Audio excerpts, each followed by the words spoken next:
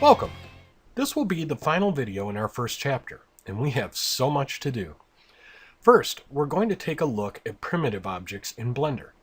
After that, we'll construct a very simple scene using just a few primitives. Don't let this fool you. Modeling from a base of simple primitives is a technique you'll use throughout your adventure in 3D, and the ways to use them is as boundless as your imagination. After we construct our simple scene, we'll have a look at our render, and then look at Blender's Magic Awesome function. Okay, it's not really a Magic Awesome function, but it will seem like it. Then we'll do our final in-class render for this chapter, and I'll challenge you to do one more thing to take the next step in using the skills you've learned.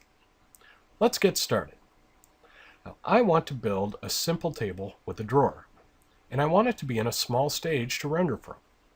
So let's see what we can do.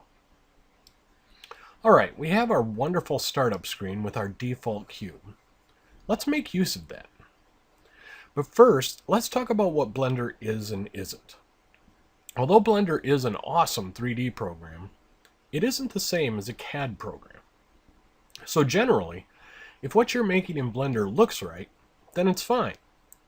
However, that doesn't mean that some modeling won't go a little better if we treat it more like a drafting program and use some specific measurements. It'll just make our lives easier. You'll see what I mean in a minute. So, we have our cube, and we want a table. So I'm going to treat my Blender units as though each one is about a foot. I want my table to be kind of a tall cafe-style table with a drawer. So let's make our cube into a tabletop. First, I'm going to hit N and bring up the property panels for my cube. My cube is already located at 0 world space, so that's perfect. Working from 0 as often as possible is always a good idea. Let's go down to dimensions, and I'll enter in 4, 4, and 0.1. Now our cube looks more like a tabletop sitting on the ground. Let's fix that.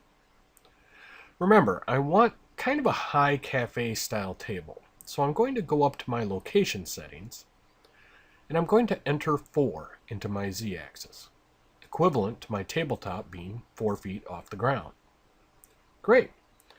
Now that our tabletop is off the ground and out of the way, I want to turn my attention to building my simple set for rendering. If I want to add a different mesh, I can go down to Add at the bottom of my viewport. I can choose Mesh and whichever primitive I want. Alternately, and preferably, I can also hit Shift-A in my viewport and bring up the same dialog. Let's do that and choose a plane.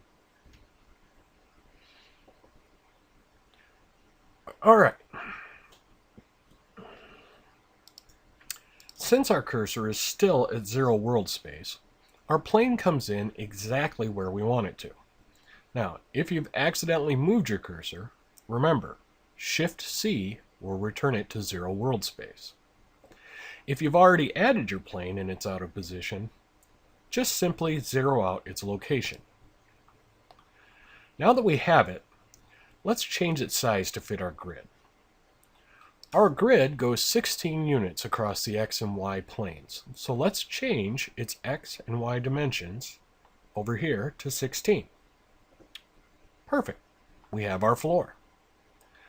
Now, we need 2 walls to make our corner stage. While our plane is still selected, let's hit Shift-D to duplicate it. Hit Escape or left click to end that operation so our plane doesn't follow us around. Now, in our rotation settings, let's change our Y-axis to 90 degrees.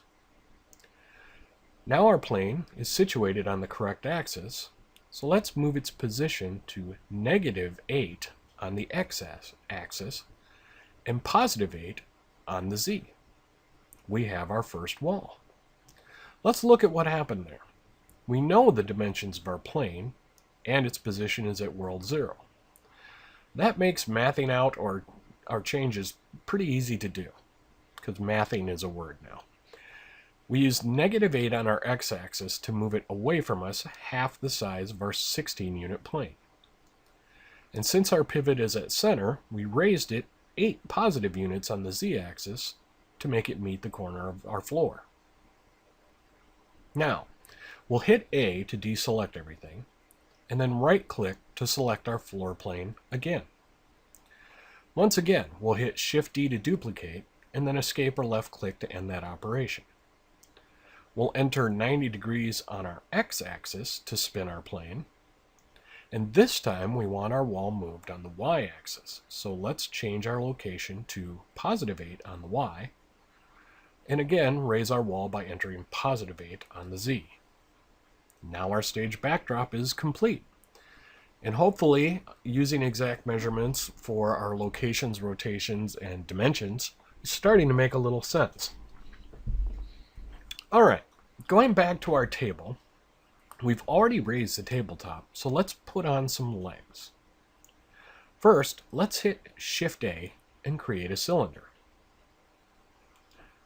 Our cursor should be at World 0, but if not, you know how to fix that now.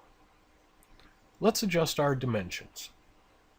I want fairly thin legs, so let's change our x and y axis to 0.2. We'll make our z-axis 4 to match the height of our table. We'll also raise our location in the z-axis by 2, or half the length of our cylinder. Now we have a perfectly centered leg for our table. At this point, we could create a simple base for a single leg table and be done. That demonstrates how using precise measurements can be a bonus, especially in hard surface modeling. But I want a 4-legged cafe table, so let's get our first leg in position. Now, let's think about how we want to do this. We know we're working with a grid system from World 0 at the middle, and our grid has 4 quadrants. In this quadrant, both x and y are positive values. Kitty corner to that, they're both negative values. In the quadrant nearest our current view, x is positive and y is negative. And in the farthest quadrant, they're reversed, x negative and y positive. This can help us create all of our legs.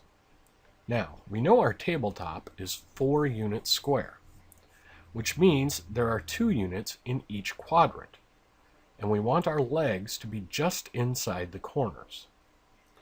So let's start by moving our first leg to 1.8 in both the x and y location, a little bit less than 2. That puts our first leg right where we want it. Now, let's hit Shift-D to duplicate that leg, and left-click or escape to end that operation. This time, let's enter an x value of -1.8, but keep our y value at +1.8. Now, we have our second leg in perfect position at the farthest corner from us.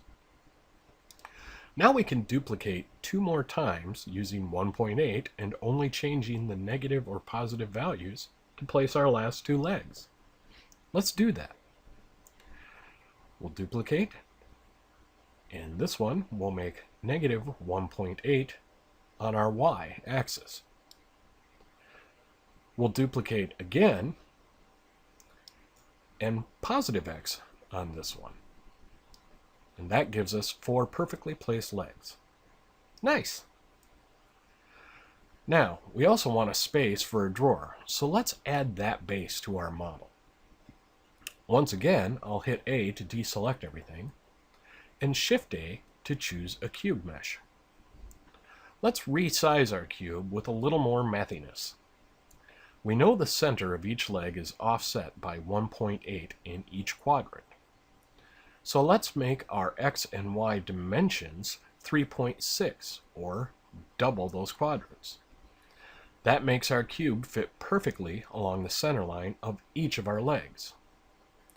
We'll also make our z dimension 1, for 1 foot. Now, we know our table is 4 units off the ground plane. We know our drawer base is 1 unit high, with its pivot centered at 0.5 units. So let's set our Z height at 3.5, or our 4 units minus the half, to place our base perfectly under the table. We're almost there. Now, lastly, we want to create the illusion of a drawer. So let's create another cube. This time we can be a little arbitrary with its dimensions, so long as it fits within our base. In this case, let's make it 0.05 units in X by 3 units in Y by 0.5 units in Z. Now, let's raise it by the 3.5 units in Z that we raised our base. And it disappears inside our base, but that's okay. We know our drawer is 0.05 thick, and our base is 1.8 units along any quadrant. So if we add 1.8 and half the thickness of our drawer and enter 1.825 on our x-axis, shazam! Our drawer front is perfectly on our base. Now, once again, let's deselect and this time create a UV sphere. Again, our dimensions can be a little arbitrary here, but let's enter 0.05, 0.1, and 0.1. Very small. Let's move that 3.5 in our z-axis, and it too disappears inside our base. Let's do our math in x again. We have 1.825 for our drawer, plus our knob thickness of 0.05 is 1.875. Let's enter that in. Now our knob sits perfectly in front of our drawer and perfectly centered on it. Now, our model is complete. So let's position our camera. I'll hit 0, and if you remember, that lets us see through our camera's current position. It's not quite what we want. The angle's not bad, but it's a little off, and we're definitely a little too close. So let's move that into position a little bit better.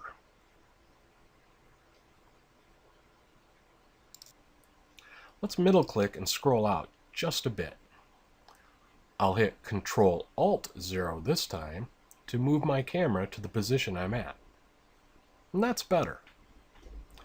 Let's grab a render by hitting F12. Okay, it's not bad, but we have 3 problems I can see that we need to fix. Let's hit F11 to get out of our render. The first problem you may not be able to see on video, but you should be able to see it on your model.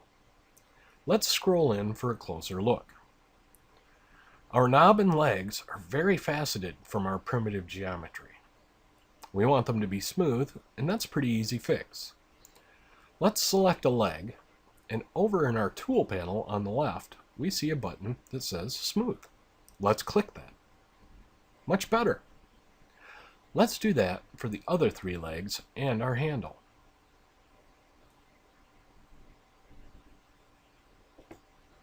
Now, once we have that done, we can scroll back out, and if we only zoomed by scrolling, our camera should still be in its last position, right where we wanted it. So let's get our other 2 problems fixed first. Our second problem is the way our scene is lit. It's just not quite as pretty as I'd like. We are still just using the one standard light that Blender starts you out with, but I just don't like quite where it's sitting. So let's select our light and move it towards the right corner of our stage and up a little. In the end, put it where you want it. The line that drops to the ground plane can help you with the positioning. Now, let's hit F12 and render again. That's okay. The only thing I don't like are the harsh shadows. Remember the Magic Awesome button I promised at the beginning? It's time to bring out that bad boy. If we look over in our Properties panel on the right, we have a world icon. Let's hit that. If we scroll down a little, we can see a checkbox for ambient occlusion. Ambient occlusion is the tendency for shadow to pool around corners and crevices and light to bounce into shadowed areas. Let's check that box, and let's change the factor right here from 1 to 0.5, and then let's hit F12 to render again. Bam! Almost is magic. And we have a great first render. Alright everyone, there is no quiz with this lesson, but this time there is a little homework and your first challenge. For the homework, try creating some tables that are different sizes and different shapes with primitives. When you find the one you're happiest with, move on to the challenge. Your challenge is to create a chair or chairs to go with your table. It could be a standard chair, a stool, a bench. That's up to you. When you're satisfied with your results, you can call Chapter 1 done, and I'll see you in the next chapter.